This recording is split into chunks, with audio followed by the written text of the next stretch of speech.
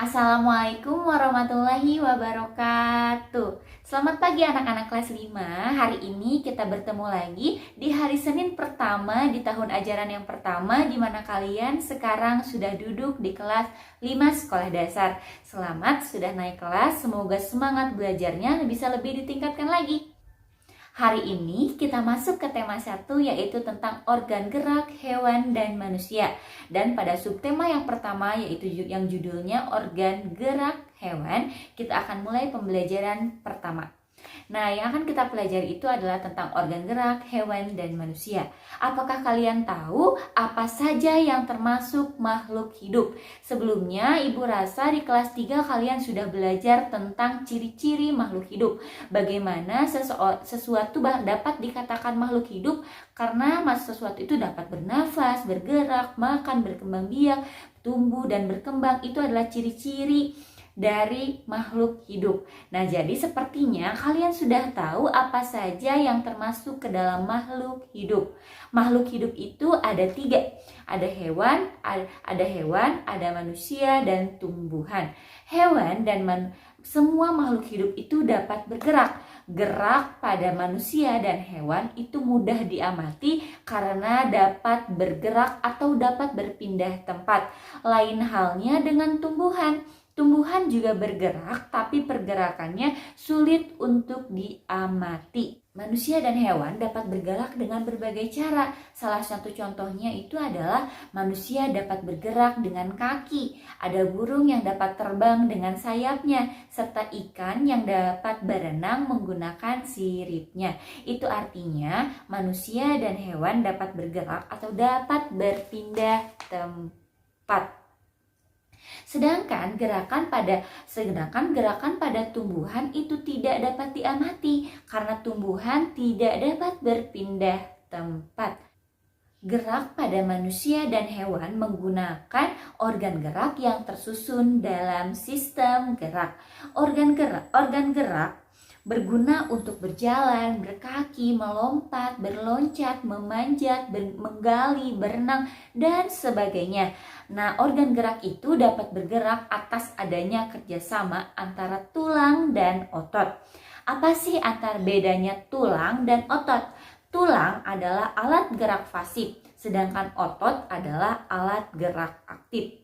Otot dapat menggerakkan tulang. Alat gerak aktif itu adalah alat gerak yang dapat bergerak sendiri dan dapat menstimulasi atau menggerakkan alat gerak yang pasif. Alat gerak pasif adalah alat gerak yang tidak dapat bergerak dengan sendiri. Oleh karena itu, tulang dan otot harus bekerja sama untuk menghasilkan sistem gerak. Rangka pada manusia dan hewan tersusun atas berbagai jenis tulang yang dibedakan berdasarkan jaringan penyusunnya, bentuk, dan ukurannya. Berdasarkan jaringan penyusunnya, tulang terbagi menjadi 2. Ada tulang rawan dan ada juga tulang keras. Yang termasuk ke dalam tulang keras itu contohnya ada tulang pendek, tulang pipa, tulang pipih, dan tulang irregular. Sebagian besar kerangka tersusun atas bagian yang keras dan kaku kecuali pada bagian persendian. Nah, pada komponen utama pada bagian kerangka itu ada tersusun oleh bagian senyawa kalsium. Untuk itu, kita sebagai manusia agar menjaga kesehatan tulang dan persendian, kita harus banyak memakan atau mengkonsumsi makanan yang mengandung kalsium. Salah satunya adalah susu. Rangka pada hewan dan tumbuhan merupakan salah satu contoh jenis rangka endoskeleton, yang artinya rangka yang dibungkus oleh bagian otot, daging, dan otot. Rangka mempunyai beberapa fungsi. Yang pertama, melekatnya otot rangka sebagai alat gerak pasif, melindungi organ tubuh yang lemah, menunjang tubuh, memberi bentuk tubuh, tempat pembentukan sel-sel darah, dan sebagai tempat penimbunan mineral. Itu adalah contoh-contoh atau fungsi dari rangka. Dalam kehidupan sehari-hari atau keseharian, kita lebih sering menyebut otot itu adalah yang dikenal dengan daging. Otot itu dapat menggerakkan rangka, sehingga otot itu disebut dengan alat gerak aktif. Yang tadi alat gerak aktif itu adalah alat gerak yang dapat bergerak sendiri dan dapat menstimulasi alat gerak pasif. Otot juga dapat menggerakkan organ-organ tubuh yang lain, misalnya ada jantung, ada usus, dan juga lambung. Gerakan yang terjadi pada tubuh manusia merupakan gerakan yang dilakukan pada otot lurik, otot polos, dan otot jantung. Otot juga dapat memperbesar atau memperkecil rongga dada dan tempat melekatnya atau tempat beradanya paru-paru. Otot bekerja dengan berpasangan. Otot itu bekerja secara berpasangan. Ada 2 pasang otot, yaitu otot antagonis dan otot sinergis. Otot mempunyai 3 fungsi. Ada fungsi kontraksibilitas, ekstensibilitas, dan yang terakhir adalah elastisitas. Kontraksibilitas itu artinya otot dapat lebih pendek dari ukuran semula, sedangkan ekstensibilitas otot dapat memanjang lebih panjang dari ukuran semula, sedangkan elastisitas otot dapat kembali ke ukuran yang semula. Itu ada tiga sifat dari otot. Manusia, hewan, dan tumbuhan itu adalah makhluk hidup. Dikatakan makhluk hidup karena manusia, hewan, dan tumbuhan dapat bergerak. Hanya saja tumbuhan geraknya tidak dapat dilihat. Beda dengan manusia dan hewan yang dapat dilihat proses bergerak atau pindah tempatnya. Dapat dengan berjalan, berenang, terbang, memanjat, menggali, dan lain sebagainya. Nah, cara terjadinya gerak? Cara terjadinya gerak itu adalah dengan adanya kerjasama antara otot dan tulang. Yang harus kita tahu bahwa tulang adalah alat gerak pasif dan otot adalah alat gerak aktif. Dikatakan alat gerak pasif itu karena tidak dapat bergerak sendiri. Sedangkan otot alat gerak aktif karena dapat bergerak sendiri, bahkan dapat menstimulasi alat gerak pasif yang contohnya adalah tulang. Tulang dapat bergerak itu karena digerakkan oleh otot. Itu bedanya antara alat gerak pasif dan alat gerak aktif. Jadi bagaimana terjadi sistem gerak? Karena ada kerjasama antara tulang dan otot. Jadi kita bisa bergerak itu karena tulang dan otot kita sehat.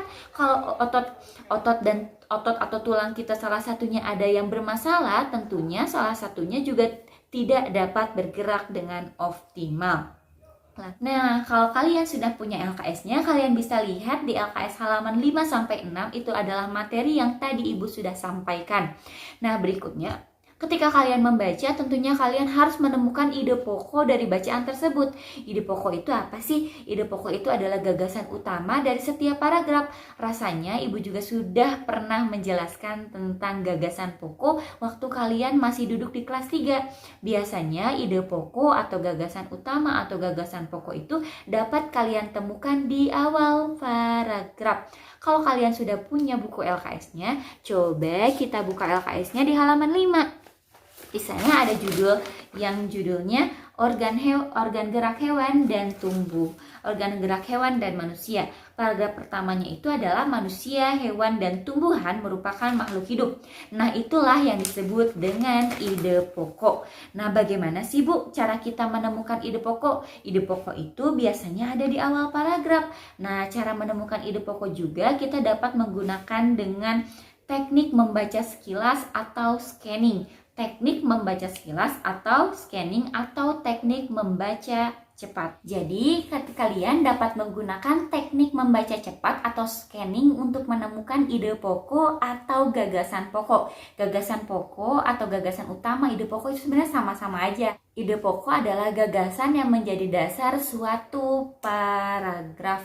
Nah, sebelumnya kayaknya Ibu pengen kalian yang komen pertama di sini, Ibu akan kasih 10 bintang. Berarti kalau kalian komen pertama dan kalian bisa komen pertama dengan jawaban yang tepat, itu kalian berarti menyimak Sebutkan 4 jenis tulang keras. Nah, yang tahu komen di bawah, komen pertama dan yang komen jawabannya betul, itu Kak Ibu akan kasih 10 bintang. Nanti Ibu cap di buku not kalian.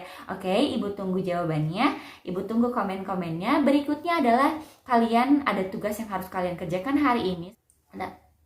Nah, selain kalian mengerjakan mata pelajaran bidang, kalian juga kerjakan tugas uji pembelajaran 1 di halaman 7 sampai halaman 8. Kalau yang punya LKS, kalian boleh tulis jawabannya saja di buku tulisnya. Jangan lupa tulis di awalnya, uji pembelajaran 1 halaman 7 sampai halaman 8. Jangan lupa ditulis. Kalau misalkan kalian nggak tulis judulnya, Ibu akan kurangi nilainya walaupun nilai kalian 100. Berikutnya, kalian juga harus beri tanggal pada halaman buku kalian. Nah, kalau yang nggak punya LKS, kalian boleh tulis dengan soalnya. Tulis soal lalu jawaban. Untuk pilihan ganda, nggak perlu kalian tulis A, B, C, D-nya, nggak perlu soal langsung jawaban. Itu untuk yang nggak punya LKS, kalian boleh tulis soal dengan jawabannya. Dan yang punya LKS, kalian boleh tulis jawabannya saja.